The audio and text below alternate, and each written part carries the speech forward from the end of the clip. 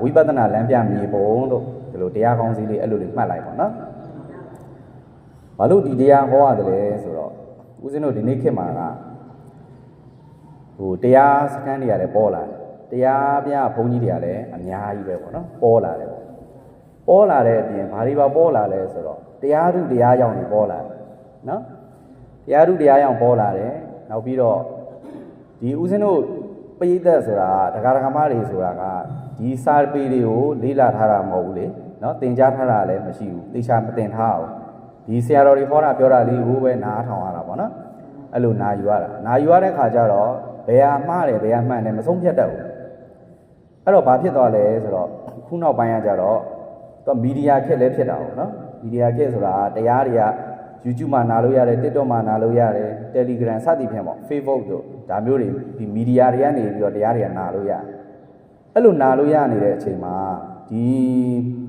ဆရာတော်တွေဘက်ကလည်းဒီတရားဟောတဲ့ပုဂ္ဂိုလ်တွေပေါ့တရားပြဆရာတွေဘက်ကလည်းမလုပ်လဲဆိုတော့အဲ့ဒီမီဒီယာပေါင်းစုံမှာအကုန်တင်တဲ့ခါကျတော့နည်းနည်းနာမည်ကြီးလာတဲ့လူကြိုက်များလာတယ်ဆိုရင်လူတွေကလည်းဘာဖြစ်လာလဲဆိုတော့ဒီဆရာတော်တော်တယ်လို့ထင်တာပေါ့နော်အဲ့လိုထင်တတ်တဲ့စိတ်ကလေးရှိတယ်နော်ဦးဇင်းတို့စီမှာအဲ့လိုထင်တတ်တဲ့စိတ်ကလေးရှိတယ်လူအများကသွားနေကြပြီလူတွေအုံထနေပြီဆိုရင်အဟုတ်မှတ်တာပေါ့နော်အဲ့ဒီစိတ်ရှိတယ်အဲ့ဒါကြောင့်မလို့အဲ့ဒီလိုမဖြစ်အောင်လို့ဘလောက်ပဲလူတွေအုံထနေပြီစီလူကြိုက်များနေပြီစီနော်အဲ့ဒီပုံမှာကိုကအသိဉာဏ်ရှိရှိနဲ့ဆုံးဖြတ်တတ်ဖို့ဆရာကောင်းကိုရှာတတ်ဖို့နောက်ပြီးတော့ကိုယ်တိုင်တရားအားထုတ်တဲ့အခါမှာလည်းပဲငါတို့သွားနေတဲ့လမ်းကြောင်းကမှန်ရဲ့လားပေါ့နော်ငါတို့တရားထိုင်တဲ့အခါဒီပေါ်လာတဲ့အာယုန်တွေအတိတွေအဲ့ဒါကြီးရှိတယ်ဒါတွေကမှန်ရဲ့လားဆိုတာဒါတွေသိဖို့လိုလာတာနော်ဘာလို့လဲဆိုတော့တချို့တရားစခန်းတွေမှာကြတော့တဲ့ဒါဦးဇင်းတို့ကကြားဘူးတာတွေပေါ့နော်တဆင့်ကြားဘူးတာတွေတချို့ line ပေါ်မှာတွေ့တာတွေလည်းရှိတယ်တချို့ဆရာတော်တွေဆိုလည်းဒီဝိနည်းဆရာရုံးမှာတင်ပြီးတော့မှခံဝန်ဂရိနဲ့နောက်တရားတွေကိုမဟောပြောပါဘူးဆိုအဲ့လိုလုပ်ခံရတဲ့ဆရာတော်တွေလည်းရှိတယ်နော်ဒါခုလက်တလောဆိုရင်ဟိုအရိယာမန္နိုင်ဆရာတော်တို့ပါဆိုဒီလိုတွေဖြစ်သွားတာရှိနော်တချို့ဆရာတော်တွေလည်းရှိတယ်သူတို့ကအသက်ကြီးမှဝက်တာပေါ့နော်ဦးဇင်းတို့ကတော့တောထွက်လို့ခေါ်ကြတာပေါ့လေအသက်ကြီးမှဝက်လာတယ်သူတို့ကတရားစခန်းတွေဝင်လိုက်တယ်3လတော့ဘာလို့အဲ့လိုဝင်တယ်ဝင်ပြီးတော့ရင်ဒီစာအုပ်တွေဖတ်တယ်ရှေ့မှာဆရာတော်ကြီးတွေဟောထားတဲ့တရားတွေနားတယ်နားပြီးရင်သူတို့ကဘာလုပ်လဲဆိုတော့ပလင်မော်တက်ပြီးတော့ဟောတော့တာနော်အဲ့လိုဘုန်းကြီးတွေရှိတယ်အဲ့လိုတွေဟောတော့သူတို့မှပရိရဲ့အခြေခံမရှိဘူးသူတို့လှုပ်ထားတာလေးကလည်းတကယ်တမ်းကျမဖြစ်စလောက်လေးလှုပ်ထားတာဒီတရားအားထုတ်တယ်ဆိုတာလေနော်အဲ့လိုလှုပ်ထားပြီးတော့မှသူတို့ကဒီပလင်မော်ကြီးတက်ပြီးဟောတယ်ဟောပြီးတော့ဘာတွေပါလာလဲဆိုတော့ခုနကလိုသူတို့ကိုသူတို့တောတာပန်တည်တယ်အဲ့ဒါကြီးရှိပါတယ်နော်တစ်တော့မှတက်တဲ့ဘုန်းကြီးတစ်ပါးရှိတယ်ဘွဲတော့ဦးစင်းလည်းမသိဘူးအဲ့ဒါလေးတွေ့လို့သူအသက်ဘယ်လောက်တုန်းကတဲ့တရားစအားထုတ်တာအဲ့တုန်းကစူလာသောတာပန်တည်ခဲ့တယ်ဗဏ္ဍနဲ့မှာမဟာသောတာပန်တည်တယ်အဲ့လိုမျိုးကြီးတကယ်တမ်းကျတော့ဦးဇင်းတို့ယဟန်နေမှာအဲ့လိုထုတ်ပြောခွင့်မရှိဘူးနော်တိမ်ဝင်ကလေးဟုတ်တယ်မလားဒါမှားလိုက်ပြီးသားဦးဇင်းတို့ပါရာဇိက၄ပါးခေါ်တာပေါ့ဝိနည်းမှာဒီ၄ပါးကိုအတက်ကဆုံးဆောင်ထင်းရတယ်ဒီ၄ပါးကျွလွန်မိတာနဲ့ယဟန်မဟုတ်တော့ဘူးဆိုတဲ့အဓိပ္ပာယ်နော်အဲ့တော့အဲ့ဒီပါရာဇိက၄ပါးထဲမှာနောက်ဆုံးဟာဘာလဲဆိုတော့ဇမ္မတ်ဖို့တွေကိုပြောကြတယ်နော်လူတို့ရဲ့ဒီကုသလကမ္မပဋ္ဌတရား10ပါးထဲလွန်မြတ်တဲ့တရားတွေပေါ့နော်ဇမ္မတ်ဖို့တရားတွေပေါ့အဲ့ဒီဇမ္မတ်ဖို့တရားတွေကိုလူထင်ကြည့်အောင်လို့ပြောကြခြင်းမပြုလို့ပါပြောရင်ပါရာဇိကကြတယ်ယဟန်မဟုတ်တော့ဘူးနော်အဲ့ဥပဒေရှိတယ်အဲ့တော့ခုနကလိုပေါ့ဒီပလင်မောကနေဓာကြီးတွေထုတ်ပြောတယ်ဆိုတာမကောင်းနော်ဘယ်လောက်ထိအောင်မှားလဲဆိုဦးဇင်းတို့ဒီတိမ်ကယဟန်ဖြစ်ကမွာရွတ်ပြီးတော့တိမ်ကထွက်ခံပြီးမှပဲဒီဟာတွေမှားဘယ်လောက်ထိအောင်မှားလဲဆိုတော့ဇမ္မတ်ဖို့တရားတွေမှာမဟုတ်ဘူးတဲ့နောက်ဆုံးဆင့်လူတွေထင်ကြီးအောင်ဆိုပြီးတော့ဘုန်းကြီးကတော့ဒီခုလိုတရားဓမ္မကြီးဘာတွေနဲ့နေရတာညှိငွေလာပြီကိုယ့်ဘာကိုတောထဲမှာပဲတပါးနဲ့နေခြင်းနဲ့အဲ့လိုတောင်မပြောနဲ့တဲ့ဟောမှားထားတာနော်ဂိတ်ကုံမှားလိုက်တာနော်ဘုန်းကြီးကအေးလူတောထဲမှာပဲတောချောင်းလေးမှာပဲသတင်းသုံးကျင်တာအဲ့လိုတော့မပြောနဲ့တဲ့နော်အဲ့တော့ဂိတ်ကုံသွားပြီလေဒါစကားအကုန်သွားပြီနော်အဲ့တော့ခုနကလိုဘုန်းကြီးကဘယ်တော့မှသောတာပန်တည်တယ်ဒါတွေကပြောစရာမဟုတ်တော့မပြောသင့်ဘူးပေါ့နော်အဲ့တော့အဲ့လိုမျိုးတွေရှိတယ်ဒါပေမဲ့ဒါတွေကဥစဉ်တော့သိတာလူတွေကြတော့အဲ့လိုသိလားဆိုရင်မသိဘူးလေနော်အများစုကမသိဘူးမသိတဲ့ခါကျတော့ဆရာတော်ကအရိယာကြီးဟာသောတာပန်ကြီးဟာထင်ကြီးတာပေါ့နော်ထင်ကြီးပြီးတော့အဲ့လိုအဟုတ်ထင်တတ်တယ်နော်အဟုတ်ထင်တတ်တယ်အဲ့ကြောင့်မလို့အဲ့လိုလမ်းကြောင်းတွေလွဲမှဆိုလို့နော်ဝိပဿနာမြေပုံလေးဒါလေးကိုဦးဇင်းကပေးတာနော်ဒီဟာလေးကိုနားထောင်ပြီးတော့ဒီမြေပုံလေးနဲ့တိုက်စစ်နေလို့ရတယ်နော်ကိုယ်တရားအထုတ်တဲ့ကလည်းဆရာတော်တွေလည်းမေးရမှာပဲနော် တဲ့ဝီစီကိစ္စဆိုတာဖြစ်တတ်တယ်တန်တရားတွေဖြစ်တတ်တယ်ယုံမတန်တရားဖြစ်လာပြီးတခုဖြစ်လာဆိုရင်တော့ဒီစာရပေတဲ့ဆရာတော်တွေဒါမှမဟုတ်ဒီတရားနဲ့ပတ်သက်ပြီးကျွမ်းကျင်တဲ့ဆရာတော်တွေမေးတဲ့အပြင်ကိုယ့်ဘာကိုယ်လည်းဆုံးဖြတ်လို့ရအောင်လို့ဒီနေ့တရားလေးကိုဟောမှာပေါ့နော်အဲ့တော့ဝိပဿနာလမ်းပြမြေပုံအနေနဲ့ဦးဇင်းတို့သိထားရမယ်လက္ခဏာ၃မျိုးရှိတယ်နော်သိထားရမယ်လက္ခဏာဘယ်နှမျိုးရှိလဲ၃မျိုးရှိတယ်နော်ဒီ၃မျိုးလေးကိုသိချာမှတ်ရအောင်မယ်နော်ဒီ၃မျိုးလေးမှတ်ထားရင်ရပြီဘယ်တရားစခန်းဝင်ဘလို့နီးနဲ့အားထုတ်နော်ဒီ၃မျိုးလေးနဲ့ပြန်စစ်လိုက်ရင်ပြီးတော့ကိုယ့်ဘာကိုယ်ဆုံးဖြတ်လို့ရတယ်နော်အဲ့တော့အခြေခံကဒီလက္ခဏာ၃မျိုးရှိတယ်နော်၃မျိုးကနံပါတ်၁ကဘာလဲဆိုတော့သဘာဝလက္ခဏာတဲ့နော်နံပါတ်၁ကဘာလဲလဲသဘာဝလက္ခဏာကိုသိရမယ်တဲ့နော်နံပါတ်1နောက်နံပါတ်2ကကြတော့သင်္ခတလက္ခဏာတဲ့နံပါတ်2ကဘာလဲလဲသင်္ခတလက္ခဏာနော်နောက်နံပါတ်3ကကြတော့တာမင်ညလက္ခဏာတဲ့နံပါတ်3ကအဲ့တော့ပြန်ပြောမယ်နော်သဘာဝလက္ခဏာသင်္ခတလက္ခဏာတာမင်ညလက္ခဏာနော်လက္ခဏာဘယ်နှမျိုးလဲ3မျိုးနောက်တစ်ခေါက်ပြန်ပြောကြည့်မယ်မှတ်မိအောင်လို့သဘာဝလက္ခဏာသင်္ခတလက္ခဏာတာမင်ညလက္ခဏာလို့ဒီ၃မျိုးလေးဒါနာမည်လေးရသွားရင်နော်ရသွားပြီဆိုရင်ဒါတစ်ခုချင်းရှင်းလို့ရနော်သဘာဝလက္ခဏာဆိုတာဘာလဲဆိုတော့ရုပ်တရားနာမ်တရားတို့ဤသဘာဝလက္ခဏာကိုပြောတာနော်ရုပ်ရဲ့သဘောနာမ်ရဲ့သဘောတရားလေးပဲနော်ရုပ်ရဲ့သဘောတဘာဝလေးနာမ်ရဲ့သဘောတဘာဝလေးကိုသဘာဝလက္ခဏာလို့ခေါ်တယ်နော်ဘာလဲဆိုရင်ရုပ်သဘောတဘာဝနာမ်သဘောတဘာဝကိုဘာလို့ခေါ်လဲသဘာဝလက္ခဏာလို့ခေါ်တယ်နော်နောက်တစ်ခုသင်္ခတလက္ခဏာသင်္ခတလက္ခဏာဆိုတာရုပ်တရားနာမ်တရားတို့ရဲ့ဖြစ်တည်ပြက်ကိုပြောတာတဲ့နော်ရုပ်တရားနာမ်တရားတို့ရဲ့ဘာလဲလဲဖြစ်တည်ပြက်နော်စာလို့ပြောတော့ဥပ္ပတ္တိပင်ပေါ့နော်ဥပ္ပတ္တိပင်အဲ့ဒါမှဒီမြန်မာစကားလုံးနဲ့နားလည်အောင်ပြောရင်ရုပ်တရားနာမ်တရားတွေဖြစ်တဲ့အခါမှာပြက်တဲ့အခါမှာအစအလယ်အဆုံးဆိုတဲ့ဟာလေးရှိတယ်နော်အဲ့ဒီအစအလယ်အဆုံး၃ပါးလေးကိုပဲအဲ့ဒါကိုသင်္ခတလက္ခဏာလို့ခေါ်တယ်နော်ဖြစ်တည်ပြက်စာလို့ပြောတော့ဥပ္ပတ္တိပင်နော်မြန်မာစကားနဲ့နားလည်အောင်ပြောရင်အစအလယ်အဆုံး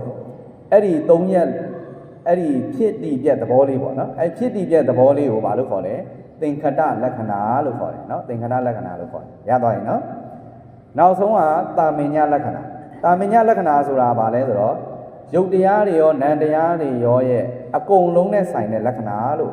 အဓိပ္ပာယ်ရတယ်နော်တာမင်ညဆိုတဲ့အဓိပ္ပာယ်ဦးဇင်းတို့ခုနသဘာဝဆိုတာကကြတော့ကိုယ်ပိုင်လက္ခဏာကိုပြောတာရုပ်မှာလည်းရုပ်ရဲ့ကိုယ်ပိုင်သဘာဝလက္ခဏာရှိတယ်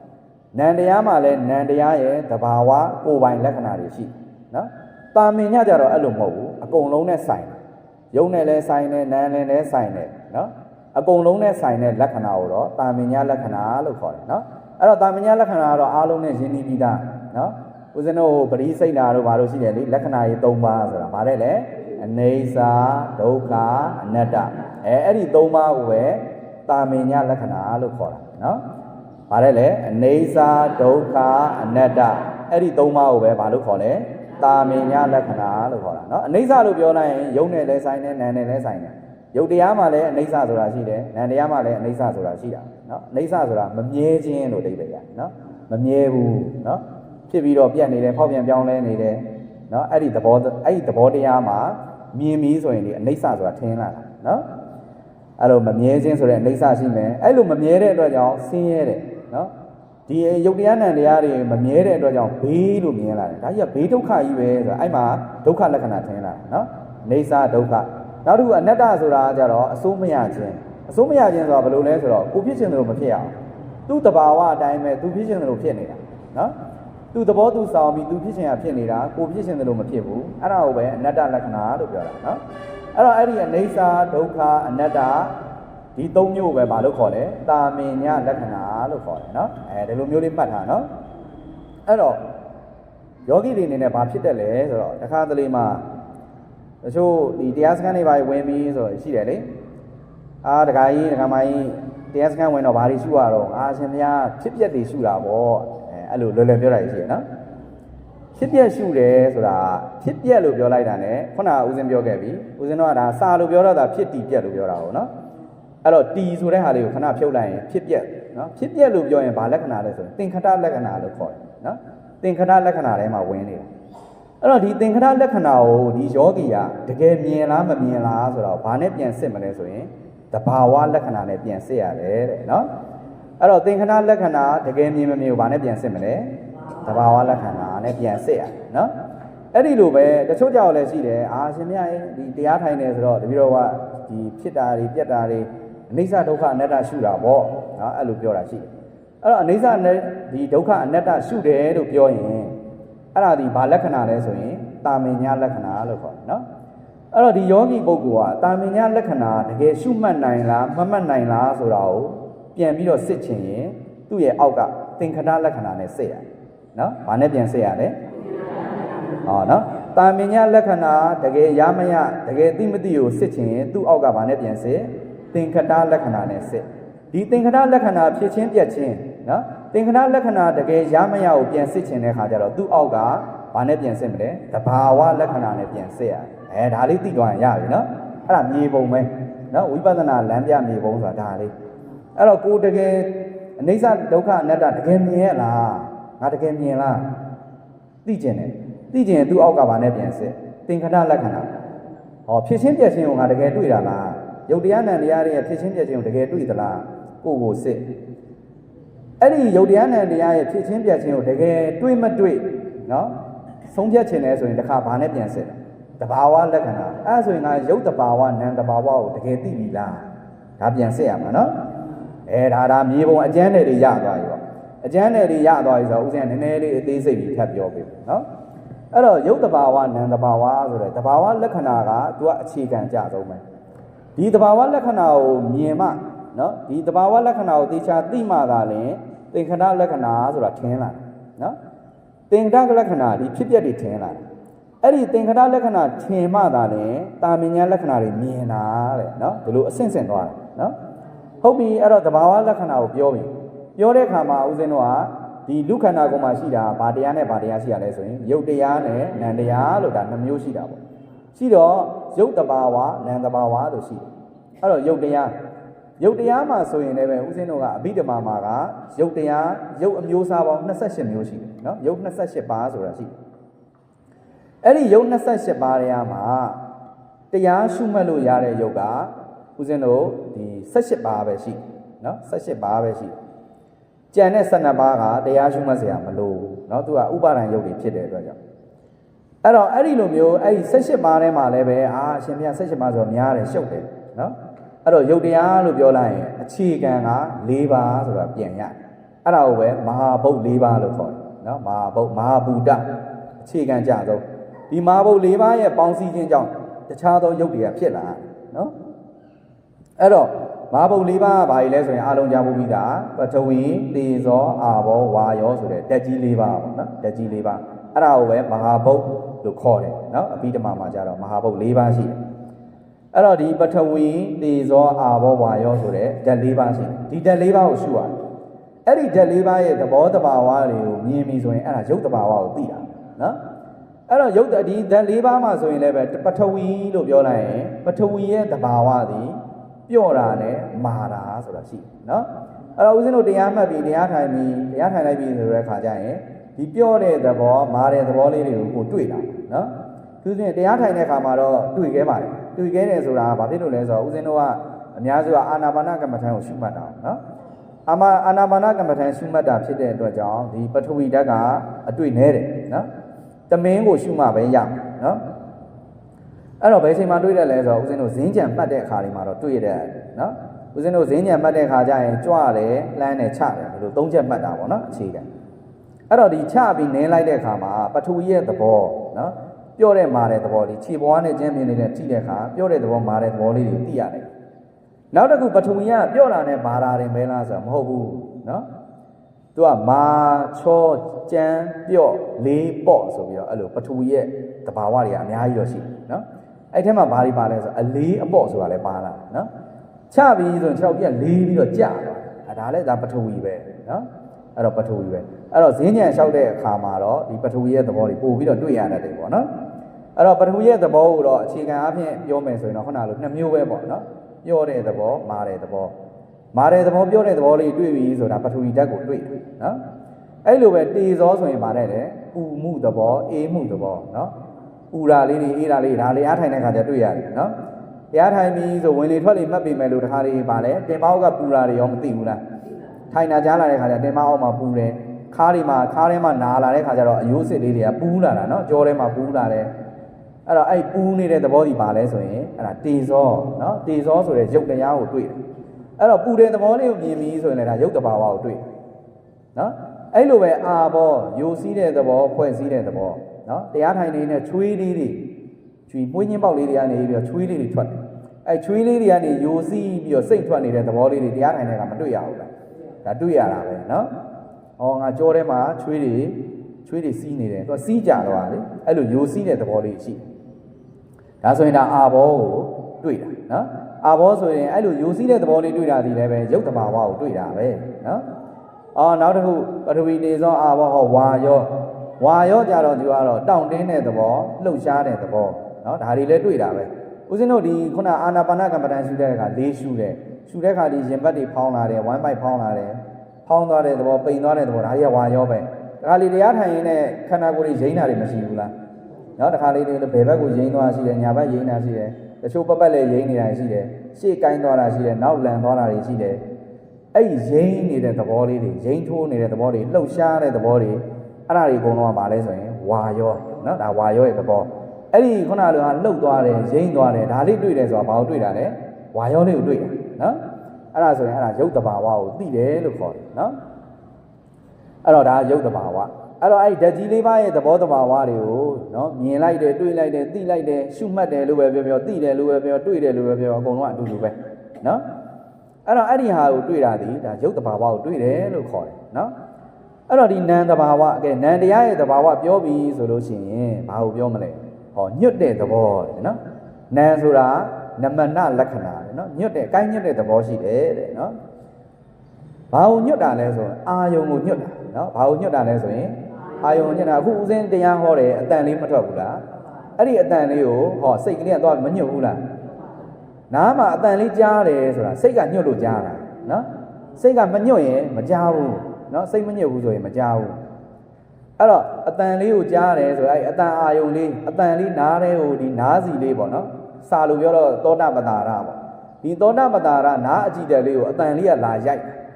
အဲ့လိုရိုက်တယ်ဖတ်ဆိုအတန်လေးနဲ့နားစီလေးနဲ့ရိုက်တယ်အဲ့ဒီရိုက်တဲ့သဘောမှာစိတ်လေးကသွားညှွတ်တာ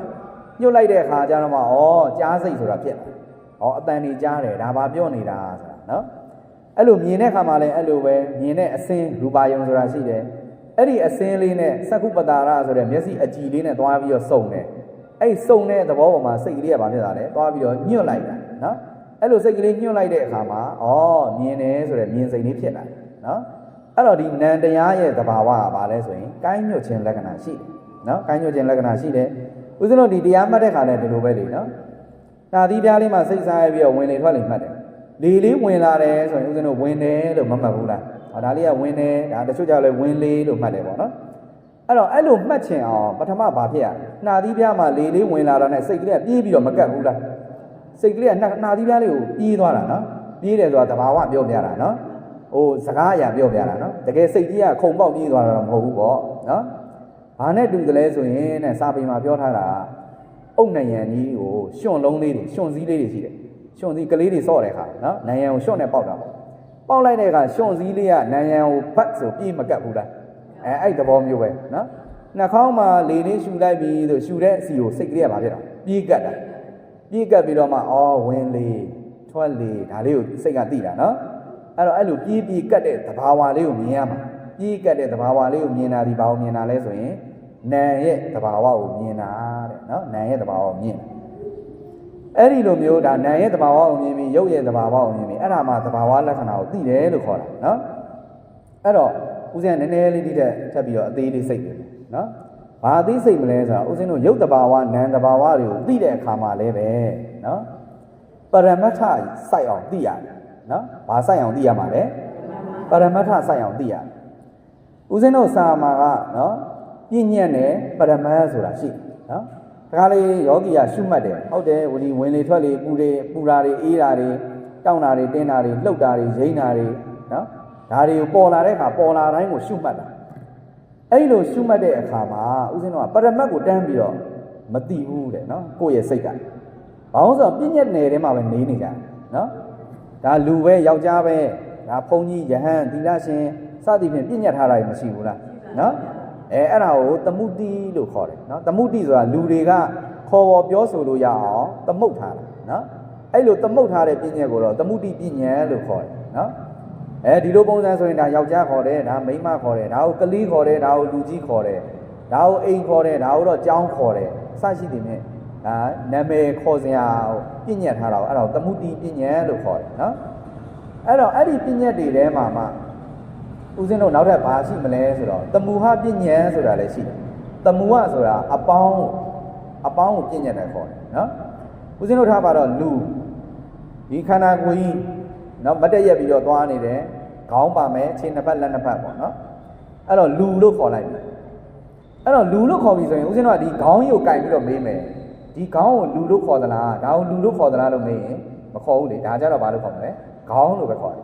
ဒါကိုလူလို့ခေါ်သလားဆိုမေးရင်မခေါ်ဘူးဒါကိုလက်လို့ပဲခေါ်တယ်နော်အဲ့လိုပဲခြေထောက်ကြီးကိုပြပြီးတော့မှလူလို့ခေါ်သလားမဟုတ်ဘူးဒါခြေထောက်လို့ခေါ်တယ်ဒါဆိုရင်လူဆိုတာဘလို့ဟာတော့ဟာလူဆိုတာအဲ့ဒီခြေထောက်နှစ်ချောင်းဒီလက်နှစ်ချောင်းခန္ဓာကိုယ်ကြီးနဲ့ခေါင်းကြီးနဲ့အဲ့ဓာတွေပါတဲ့ဟာတွေအားလုံးကိုစုပေါင်းပြီးတော့မှဘာလို့ခေါ်လိုက်တာလဲလူလို့ခေါ်လိုက်တယ်အဲ့လိုခြေလက်ခေါင်းခါစသည်ဖြင့်ကိုယ်လုံးအဲ့လိုစုပေါင်းပြီးတော့မှလူလို့ပြည့်ညက်တာကိုအဲ့ဒါကိုတမူဟပြည့်ညက်လို့ခေါ်တယ်နော်တမူဟပြည့်ညက်အစုအပေါင်းကြီးကိုပြည့်ညက်တာ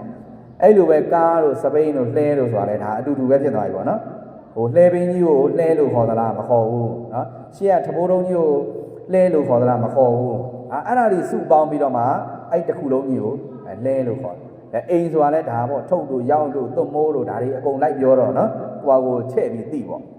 အဲ့တော့အဲ့လိုတမူဟပြည့်ညက်ဆိုတာရှိတယ်နောက်တစ်ခုပါရှိသေးလဲဆိုတော့တန်ဌာနပြည့်ညက်နော်ပုံတရံကိုလိုက်ပြီးတော့မှပြည့်ညက်တာရှိတယ်ဦးဇင်းတို့အဝိုင်းတို့လေးတောင်းတို့ပိန်တယ်ဝတယ်ဖောင်းတယ်စသည်ဖြင့်မရှိဘူးလားအဲ့ဒါဘာကြီးလဲဆိုရင်ပုံတရံကိုလိုက်ပြီးတော့မှပြည့်ညက်တာသူကတော့ဝတယ်သူကတော့ပိန်တယ်သူကတော့တေးသေးလေးသူကတော့အကြီးဒါအစရှိနေမြင်ပေါ့ပိန်တယ်ဝတယ်သေးတယ်ကြည်တယ်နော်လေးတောင်ဖြစ်တယ်အဝိုင်းဖြစ်တယ်အလုံးဖြစ်တယ်ရှည်တယ်တိုးတယ်ဒါတွေကဘာကြီးလဲပုံတရံတွေကိုပြောတာ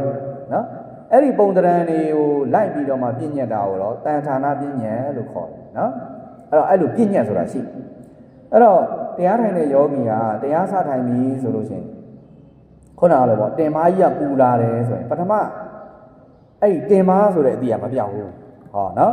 ်သူပူလာတော့မမှတ်ဘူးလားဟိုမှာတင်မားပူလာတယ်ဆိုပူတယ်လို့တော့ရှုမှတ်တာပဲနော်ရှုမှတ်ပြီမဲ့လို့ပထမအဦးဆုံးစမှတ်တဲ့ယောဂီတွေမှာတင်မားဆိုတဲ့အသည့်ပြောက်ရလားမပြောက်တင်မားဆိုတဲ့အာယုံလေးကတော့စိတ်ထဲမှာလာပေါ်တာပဲဒုကောနာတယ်ဆိုရင်လည်းနာတယ်လို့တော့မှတ်တာပဲဒါပေမဲ့ဒူးဆိုတဲ့အသည့်ကပျောက်လားဆိုရင်မပျောက်သေးဘူးเนาะအဲ့လိုမျိုးခြေလက်ခေါင်းခါဒူးတောင်တင်ပါအဲ့လိုမျိုးအသည့်လေးကိုယ့်ရဲ့စိတ်ထဲမှာအဲ့အသည့်လေးကပ်ပါနေသေးတယ်ဆိုရင်အဲ့ဒါငါတို့ဟာဒီပြည့်ညက်မပျောက်သေးဘူးเนาะတမူဝပြည့်ညက်တွေတမှုတိပြည့်ညက်တွေမပျောက်သေးပါလားเนาะမပျောက်သေးဘူးဆိုရင်ဒါဆိုပရမတ်ကိုမရောက်သေးဘူးလို့ခေါ်တယ်เนาะပရမတ်ကိုမရောက်သေးရင်ဗာလဲဆက်ပြီးကြိုးစားပြီးရှုမှတ်ပါများတဲ့ခါကျတော့ဘာဖြစ်လာလဲဆိုတော့မှတ်ပါများလာရင်နော်ခုနလိုပူတယ်အေးတယ်တောင်းတယ်တင်းတယ်နားတယ်ကျင်းတယ်ထုံတယ်အကုန်လုံးအတူတူပေါ့ဗျာနော်အဲ့ဒါတွေမှတ်တဲ့အခါမှာနောက်ပိုင်းကျတော့ခြေလက်ခေါင်းခါတွေပျောက်လာပူတယ်တင်မောက်ကပူတယ်ဆိုလဲပူတယ်ဆိုတဲ့အသည့်ပဲရှိတယ်တင်မကြီးဆိုတာမရှိတော့ဒူးကောင်းလေးကနားတယ်ဆိုရင်လည်းနားတယ်ဆိုတဲ့အသည့်ပဲရှိတယ်ဒူးကောင်းကြီးမရှိတော့နော်ဒါပေမဲ့ဘာပေါ်လာလဲဆိုတော့ခုနဦးဇင်းတို့ပြောတယ်တန်ဌာနပြည့်ညက်ရောက်သွားတယ်နော်ခြေလက်ကောင်းကဒူးတောင်တင်မားတွေတော့မရှိတော့ဘူးဒါပေမဲ့ဘာတွေထင်းလာလဲဆိုတော့နာတဲ့နေရာမှာလည်းအခဲလိုက်ကြီးနားနေတာတင်မောက်ကပူတယ်ဆိုရင်လည်းရက်ပြင်လိုက်ကြီးပူနေတာအဲ့တော့အဲ့အပြားတွေလေးတောင်တွေအလုံးအခဲကြီးတွေနော်တခါလေကြလဲဒီကြောထဲမှာတွန်းထိုးနေတာလေးကိုတွေ့တယ်အဲ့တွန်းထိုးနေတာတွေကရှည်လက်မျောမျောလေးရှည်လက်မျောမျောဆိုတာဗာလေပုံတရံလေးနော်အဲ့လိုပုံတရံလေးနဲ့ပုံတရံနမိတ်ထင်သေးတယ်ဆိုရင်အဲ့ဒါပြည့်ညက်နေတယ်မှာပဲရှိသေးတာနော်ပူရာအိတာတောင်းတာတင်းတာလှုပ်တာညောင်းတာအောင်မှဒီစိတ်ထဲမှာမှတ်တဲ့အခါမှာအလုံးအခဲလိုက်ကြီးထင်သေးတယ်လေးတောင်ကြီးထင်တယ်အပြားကြီးထင်တယ်နော်ထူလက်ပြကြီးပေါ့စကြည့်မယ်ဒါစကလုံးတွေကတော့အများကြီးပေါ့နော်ကိုနားလဲတယ်လို့ပေါ်လာမှာပေါ့နော်ကိုကထူလက်ပြကြီးလို့ပေါ်ရင်ပေါ်လာမယ် ခဲကြီးတို့ပေါ်ရင်ပေါ်လာမယ်အလုံးကြီးပေါ်ရင်ပေါ်လာမယ်ပေါ့နော်ပေါ်ခြင်းတို့ပေါ်အဲ့ဒါတွေကတန်ဌာနပြည့်ညက်ငါပြည့်ညက်နယ်ထဲမှာရှိသေးတယ်ပရမတ်မရောက်သေးဘူးဆက်ကြိုးစားအောင်ဆက်ကြိုးစားလိုက်အောင်ကြိုးစားပြီးတော့ရှုမှတ်လာရင်လည်းမှနောက်ကြတော့အဲ့အဝိုင်းတွေ၄တောင်းတွေပျောက်သွားတယ်ပထမတော့ဒီထားပါတော့ဦးဇင်းတို့ထင်ရှားဆုံးတော့ဦးဇင်းတို့မှတ်ခဲ့တာတော့ဒီဒူးကောင်းပေါ့ဒူးကောင်းကနာတဲ့ဟာပေါ့ပထမတော့အဲ့ဒူးကောင်းဆိုတဲ့အတီးရမပြောက်ဘူးတဖြည်းဖြည်းနဲ့じゃဒူးကောင်းဆိုတဲ့အတီးတော့ပျောက်သွားတယ်ဒါပေမဲ့အခဲလိုက်ကြီးပေါ့နော်ဒီနာတဲ့ဟာကိုမှတ်တဲ့အခါမှာအခဲအလုံးဒီလိုမျိုးအခဲကြီးလိုက်အာယုန်ထဲမှာထင်းနေတာနာတယ်လို့တော့မှတ်တာပဲဒါပေမဲ့အခဲကြီးမြင်နေသေးတာဒါပေမဲ့အဲ့အခဲကြီးကိုဆက်ပြီးတော့ရှုမှတ်စိတ်ဆိုင်ပြီးတော့ရှုမှတ်လိုက်တဲ့အခါကျတော့အခဲကြီးကတဖြည်းဖြည်းမရှိတော့ပျောက်သွားရင်လည်းဘာဖြစ်လဲဆိုတော့နောက်ဆုံးဒါသဘောပြောတာနော်အဖျား1000ဆာလောက်နေရာလေးမှာပဲနာနေတာနာတဲ့သဘောကိုရှုတဲ့အခါကျရင်လည်းအဖျား1000ဆာလောက်နေရာလေးကပဲနာတာတကယ်တမ်းကျတော့ဒါအဖျား1000ဆာဆိုတာယောဂီတို့မြင်အောင်ပြောရတာနော်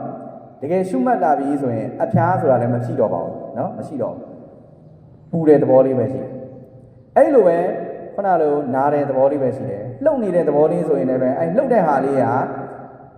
စိတ်ထဲမှာရှိလက်မျောတွေအချောင်းတွေဆိုတာမရှိတော့အဖျား1000ဆာလေးပဲလှုပ်နေတဲ့သဘောလေးပဲရှိတော့လှုပ်နေတဲ့သဘောလေးပဲရှိတယ်ပူတယ်ဆိုရင်လည်းပူတဲ့သဘောလေးပဲရှိတယ်ဘာမှမရှိတော့အကြမှာဘယ်ကိုရောက်သွားလဲဆိုရင်ပရမတ်ကိုရောက်တာနော်အဲ့တော့ဦးဇင်းတို့ကသဘာဝလက္ခဏာကိုသိတဲ့နေရာမှာတောင်မှအဆင့်ဆင့်ရှိတယ်နော်ပထမပြည့်ညက်တွေကိုသိမယ်ပြည့်ညက်တွေကနေပြီးနောက်တစ်ဆင့်တန်ဌာနပြည့်ညက်အလုံးအခဲတွေကိုသိမယ်အလုံးခဲကနေတဖြည်းဖြည်းနဲ့အဲ့အလုံးခဲတွေပြေပြောက်သွားတဲ့ခါကျတော့အဖျား1000ဆာသောက်လေးမှာသွားပြီးတော့သိအဲ့ကြမှာပရမတ်ကိုသိတာအဲ့ဒီပရမတ်ကိုရောက်ပြီဆိုမှအဲ့ကြမှာဒါသဘာဝလက္ခဏာပိုင်နိုင်သိသွားပြီနော်တဘာဝလက္ခဏာကိုအကြမှာပိုင်နိုင်သိတယ်တဘာဝကိုလက္ခဏာကိုပိုင်နိုင်သိတော့ဘာဖြစ်လာလဲဆိုတော့ပူရင်လည်းအဲ့ပူတဲ့သဘောလေးပဲရှုနေတာရှုတဲ့ခါမှာလည်းအဲ့ပူတဲ့သဘောလေးကအမြဲတမ်းတည်နေတာမဟုတ်ဘူးတဖြည်းဖြည်းနဲ့ပူတာလေးတွေကပထမတော့တောက်လျှောက်ကြီးပူနေတာပေါ့နော်အဲ့ဒါကလည်းပြောရရင်တော့တန်တတိပညာလို့ခေါ်လို့ရတယ်နော်တန်တတိဆိုတာအစဉ်အတန်းကြီးပေါ့ပူတာကလည်းတောက်လျှောက်ကြီးပူနေတာဒါပေမဲ့ခုနကလိုပရမတ်ကိုတဘာဝလက္ခဏာပရမတ်ကိုရောက်သွားပြီဆိုရင်ပူတာလေးရလေနောက်ပိုင်းမှတ်ရင်နဲ့တောက်လျှောက်မပူတော့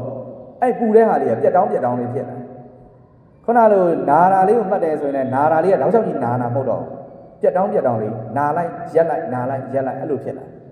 အဲ့လိုမျိုးလေးပြက်တောင်းလေးဖြစ်လာပြီဆိုရင်အဲ့ဒါဘယ်ကိုရောက်သွားလဲဆိုသင်္ခတလက္ခဏာမြင်လာတယ်ခေါ်တယ်နော်အဲ့မှာဖြစ်ပြမြင်တယ်ဆိုတာအဲ့ဒါနော်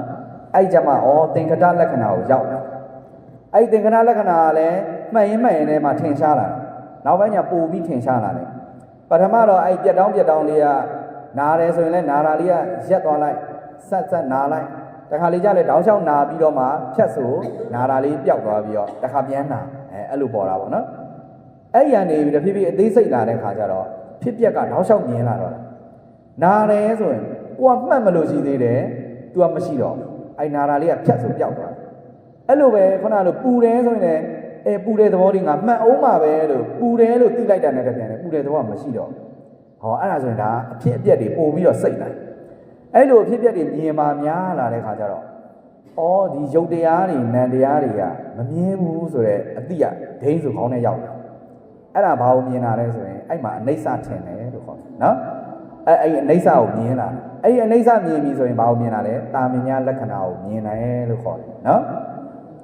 အဲ့တော့ဦးဇင်းတို့ဒါလောက်ဆိုတာသဘောပေါက်သွားပြီနော်သဘောပေါက်သွားပြီဆိုရင်ဦးဇင်းတို့ဒါပြန်ချုပ်လို့ရတယ်အဲ့တော့ယောဂီကဦးဇင်းတို့တရားထိုင်တဲ့အခါမှာတရားရှုမှတ်တဲ့အခါမှာဒါလေးတွေပြန်စစ်ပါနော်ဒါလေးကကိုဟုတ်ပြီထင်တာပေါ့နော်အနိစ္စတွေမြင်နေတယ်ဖြစ်ပျက်တွေမြင်နေတယ်အဲ့လိုကိုထင်တတ်တယ်ထင်တဲ့ခါကျတော့ငါဖြစ်ပျက်တကယ်မြင်မမြင်ငါဖြစ်ပျက်ဆိုရင်ခုနကလိုသင်္ခတလက္ခဏာပေါ့ဒီသင်္ခတကိုတကယ်မြင်မမြင်သိကျင်တဲ့ခါငါသဘာဝကိုတကယ်သိပြီလားနော်ခုနလိုရုပ်တဘာဝနံတဘာဝပူရာဣတာလှုပ်တာတောင်းတာတင်းတာဒါရုပ်တဘောနံတရားဆိုရင်လည်းအဲ့လိုညွတ်သွားတဲ့သဘောလေးစိတ်ကလေးကပြေးကတ်တာပေါ့အာယုံပြေးကတ်တဲ့သဘောလေးကိုငါတကယ်မြင်သလားအဲ့ဒါနဲ့စစ်နော်အဲ့ဒီတဘာဝလက္ခဏာမှမမြင်ဘူးဆိုရင်တော့သိကြတဲ့သင်္ခတမမြင်ဘူးရဲ့ဒါစိတ်ကလှုပ်နေတာနော်ကိုပါကိုဖြစ်ဇွတ်တွေဖြစ်ပြက်တာပေါ့နော်ဇွတ်တွေဖြစ်ပြက်တာတကယ်ရဲ့ဒီပရမတ်မရောက်ဘူးပေါ့အဲ့တော့ခုနကတဘာဝလက္ခဏာကိုမြင်တဲ့နေရာမှာလည်းပဲငါပြည့်ညက်နယ်ထဲမှာပဲရှိသေးရလားတကယ်ပရမတ်ကိုငါရောက်ပြီလားဆိုတာဒါလေးသိရမှာနော် ai pin nhá para mà của bé u zeno để cho thì cái mặt hàng xe thì tông là cái nát chi đấy đâu khỏi nó cái nát chi đấy đâu tông này cái nào u zen cho đấy chú con như nào đấy bọn chú con rồi đấy sang cái gì đấy cái nào cái nát đâu khỏi ai cái nát chi đấy rồi bắt cái nào được para mà giàu đó là rồi nó alone cái nào này làm như một cái này tên nhà đấy áp giá đâu ra đi nào này làm như ai là rồi cái nào alone cái giàu rồi lý đâu thì giàu đó đấy ở ngoài thì giàu đó đấy cái nào cái nát chi đấy được tông nào bọn nóအဲ့လိုအသုံးနှုန်းလေးတွေလည်းဒါရှိတယ်အဲ့တော့ပြောချင်တာကတော့တဘာဝလက္ခဏာကိုသိတဲ့နေရာမှာပရမတ်စိုက်အောင်ပရမတ်ရောက်အောင်သိအောင်လုပ်ရမယ်ပရမတ်ရောက်ပြီဆိုမှအဲ့ကြမှာဖြစ်ပျက်ကသူ့ဟာသူပေါ်လာမှာနော်ဖြစ်ပျက်ကိုအတင်းရှုစရာမလိုဘူးနော်ဟာရှုလိုက်တယ်ဝင်လေလေးမှတ်တယ်ဖြစ်ပျက်အဲ့လိုစိတ်ကနေရွတ်ပြီးတော့တခါလေးတချို့မှတ်ခိုင်းတဲ့ကမ္မထမ်းနီးပြတွေရှိတယ်နော်အဲ့လိုမျိုးတွေရှိတယ်အဲ့တော့ဒီဖြစ်ပျက်တွေဆိုတာကဇွတ်အတင်းဖြစ်တယ်ပြက်တယ်ဆိုပြီးတော့မှတ်နေရမယ့်ဟာမျိုးမဟုတ်ဘူးဦးဇင်းတို့လောက်ရမယ့်လောက်ကတဘာဝကိုပဲသိအောင်လုပ်တဘာဝသိလာတာနဲ့အမျှသူ့ဟာသူဖြစ်ပျက်ကထင်းလာဖြစ်ပျက်ထင်းလာတာနဲ့အမျှသူ့ဟာသူအိဋ္ဌဒုက္ခအနတ္တဆိုတာအလိုလိုပေါ်လာအဲ့ဒါတွေကဉာဏ်အလုပ်ဖြစ်တာနော်ယောဂီအလုပ်မဟုတ်ယောဂီရဲ့အလုပ်ကဘာလဲတဘာဝသိအောင်လုပ်ဖို့ပဲဦးဇင်းတို့ဝင်လေထွက်လေမှတ်တယ်ဆိုတာလေတဘာဝသိအောင်လုပ်တာပဲနော်အဲ့ဝင်လေထွက်လေလေးပုတ်တိုက်မှုသဘောလေးမှာပူမှုအေးမှုလေးတွေတွေ့ကျင်တယ်တွေ့တယ်တချို့ယောဂီတွေကပူလာအေးတာတွေ့တာနော်တချို့တမာရီအားကောင်းတဲ့ခါကျလည်းအယောင်အလင်းတွေတွေ့တာလည်းရှိတယ်ဒါပေမဲ့အယောင်အလင်းမဲ့တွေ့ဘာပဲတွေ့ဦးဇင်းတို့ရဲ့ပန်းတိုင်ဒီနံပါတ်1အခြေခံဒီဘာသိဖို့လဲဆိုရင်တဘာဝလက္ခဏာသိဖို့အလင်းရောင်တွေတွေ့တယ်အဲ့ဒါတဘာဝလက္ခဏာလားမေးလိုက်ကိုမေးအလင်းရောင်တွေ့တာတဘာဝလက္ခဏာလားမဟုတ်သေးဘူးဒါတဘာဝမရဘူးဒါပြည့်ညက်ပဲအလင်းတို့အမှောင်တို့ဆိုတာဗာလဲပြည့်ညက်အဖြူတို့အနီတို့ဆိုတာကြီးပြည့်ညက်နော်တရားထိုင်ရင်နဲ့ဝင်ကနေထင်းကနေမြင်သွားတာပဲအဲ့ဗာလဲပြည့်ညက်တဘာဝမရဘူးပရမတ်မရောက်သေးဘူး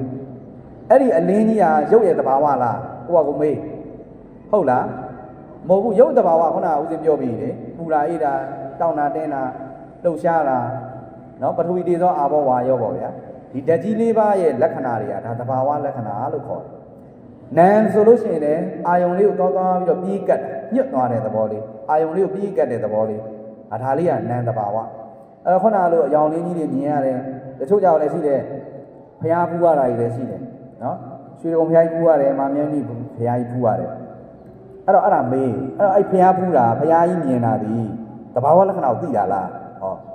တဘာဝလက္ခဏာသိတာမဟုတ်ဘူးတဘာဝလက္ခဏာသိတာမဟုတ်ရင်ဘာဖြစ်လဲလမ်းကြောင်းမှန်လားမှားလားဆိုရင်မှားနေပြီအာမနာနဲ့မှားပြီလို့လားရေးရေးပြောလို့ရနော်ဦးဇင်းတို့ပြောတဲ့တရားကဘာလဲဝိပဿနာမြေပုံလို့ပြောတာတဘာဝလက္ခဏာသိရတဘာဝလက္ခဏာသိရင်ဘာသိမလဲသင်္ခတလက္ခဏာကိုသိတယ်သင်္ခတလက္ခဏာကိုသိရင်ဘာကိုသိမလဲတာမညာလက္ခဏာကိုသိတယ်ဒါဒီသုံးခုမှတ်ထားရင်တော့ပြီနော်ကြံတာတွေကဉာဏ်လို့သူကဉာဏ်ကဆွဲခေါ်သွားတယ်နော်အဲ့တော့ဘယ်တရားစခန်းဝင်ဘယ်နည်းနဲ့ပဲအားတော့ဒီသုံးချက်နဲ့ပဲစစ်ဖရားတွေပူရတဲ့နတ်ပြည်တွေမြင်တယ်တဘာဝလက္ခဏာလားကိုပဲတိတ်တခေါမဲ့မေးလိုက်မဟုတ်ရင် sorry ပဲသွားမြင်တာအလကသွားဖယ်လိုက်အဲ့အာယုံတွေဖြောက်လိုက်ဒါမျိုးပေါ့နော်တမာရီအားကောင်းရင်လည်းအဲ့လိုမြင်ရတာတွေတော့ရှိပါတယ်တခါတလေကြတော့လေလူကအတွေးတွေဝင်တတ်တယ်နော်တရားထိုင်ရင်လည်းအတွေးတွေဝင်တယ်ဟိုတခါဝင်လေထွက်လေတော့မှတ်တယ်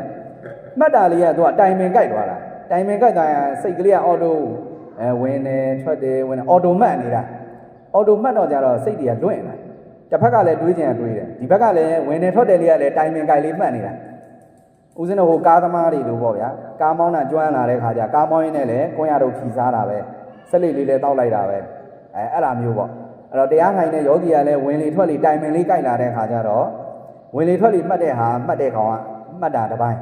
အဲ့ဒါလေးကလည်းအဲ့စိတ်ကလေးကလည်းအလုံးလုံးတယ်တခြားစိတ်တွေကလည်းဝင်တာစိတ်ကမြန်တာဟုတ်နော်လက်ပြတဲ့တဲမှာဂရေတသိန်းဖြစ်တာဆိုတော့စိတ်တွေကမြန်တော့တခြားတွေးတွေလည်းဝင်တယ်ဝင်တဲ့ခါကျတော့ခုနလိုဘုရားတရားအာသန်တဲ့လူကလည်းဘုရားဖူးရတာကြီးဖြစ်ကုန်တယ်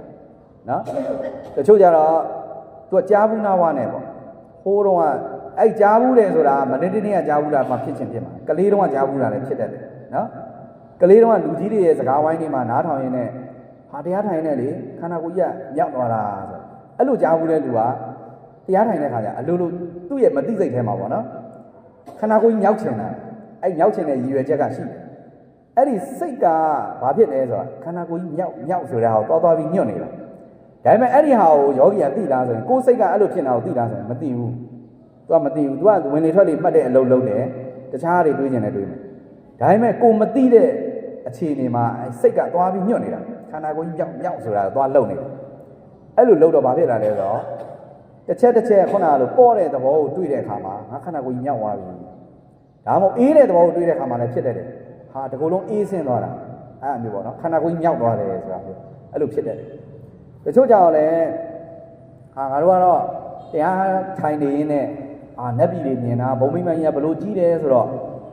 အဲ့လိုပေါ့ကိုကသူများပြောတာနားထောင်ပြီးတော့အဟုတ်တွေမှတ်ပြီးတော့အထင်ကြီးတာပေါ့နော်ငါလည်းအဲ့လိုတွေ့ရင်ကောင်းပါပဲဆိုတဲ့စိတ်ကရှိတယ်အဲ့ဒီစန္ဒာလေးကကိန်းသွားတာနော်အဲ့ဒီစန္ဒာလေးကရင်ထဲကိုကိန်းသွားတာအဲ့ဒီလိုကိန်းသွားတဲ့အတွက်ကတရားထိုင်တဲ့ခါကျရင်အဲ့ခုနကကိန်းနေတဲ့စန္ဒာလေးကပြန်ပေါ်တာအဲ့ဒါကိုပဲဦးဇင်းတို့ကအနုတ္တယကိတိတာလို့ခေါ်တယ်အနုတ္တယဆိုတာစိတ်အစဉ်တန်းကြီးထဲမှာလိုက်ကိန်းနေတာဘာဖြစ်ချင်လဲဟိုဟာဖြစ်ချင်တယ်ဒီဟာဖြစ်ချင်တယ်ဒါမျိုးတွေရှိတယ်နော်အဲ့တော့တရားထိုင်နေနဲ့ငါလည်းနတ်ပြည်မြင်ချင်တယ်ဆိုတဲ့စိတ်ကလေးကိန်းထားတဲ့သူကအဲ့နတ်ပြည်တွေကိုရှောက်တွေးတာတွေးရင်းနဲ့သူ့စိတ်ထဲမှာပုံပေါ်သလိုရွှေရောင်တဲ့ပုံပေါ်ရင်ရွှေဘိမှန်ပုံမှာပဲပကံများတွေနဲ့ဟိုညှို့လိုက်လို့ရှိရင်အနီရောင်ပုံဘိမှန်တွေမြင်ရမှာပဲဒီလိုရှိတယ်နော်အဲ့တော့စိတ်ညှို့လို့မြင်ရတာရှိတယ်တကယ်တမာရီရကောင်းလို့မြင်ရတာရှိတယ်ပေါ့နော်ကိုကတကယ်တမာရီမကောင်းမဲနဲ့မြင်နေဆိုရင်တော့အာမလာတွေးနေတာပေါ့နော်အတွေးတွေပေါ့အာမနာတိုင်းပြောရင်တော့တွေးနေတာပေါ့နော်အဲ့လိုမျိုးလေးရှိတယ်အဲ့တော့ဦးဇင်းတို့လိုရင်းချုပ်ရရင်တော့ခဏလက္ခဏာ3ရက်ပါပဲနော်အဲ့တော့ဘလို့ပဲဖြစ်ဖြစ်ဒီဟာလေးနဲ့ပြန်စစ်နော်ကိုအနိစ္စထင်တယ်ငါတော့အနိစ္စတွေမြင်နေပြီလို့သွားမလုပ်နဲ့အဲ့ဒါဆိုရင်ဗာလဲသင်္ခတနဲ့ပြန်စစ်ဖြစ်ပြတကယ်မြင်လားဖြစ်ပြတကယ်မြင်လားဆိုတဲ့ဟာကိုပြန်စစ်ဖို့ရတဲ့တခါတဘာဝလက္ခဏာနဲ့ပြန်စစ်ငါတို့ရုပ်တဘာဝနာမ်တဘာဝတကယ်သိရလားအဲ့လိုရုပ်တဘာဝနာမ်တဘာဝသိတဲ့ခါမှာလဲငါတကယ်ပရမတ်ဆိုင်အောင်သိသလားဒါလေးတွေစစ်ဖို့လိုတယ်နော်အဲ့တော့လူရင်းကတော့ခဏ3ခုကိုမမေ့ပါနဲ့နော်ပြန်ပြောကြည့်ပါဦးတဘာဝလက္ခဏာသင်္ခတလက္ခဏာတာမညာလက္ခဏာဒီ3ခု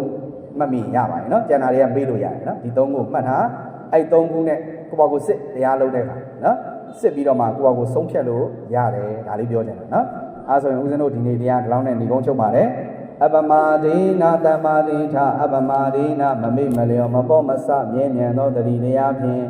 တမ္ပါဒိထကိုစီကိုငါသီလသိက္ခာသမာဓိသိက္ခာပညာသိက္ခာတရားတွေနဲ့ပြည့်စုံအောင်ကြိုးစားအားထုတ်လိုက်ကြကုန်ရာတည်း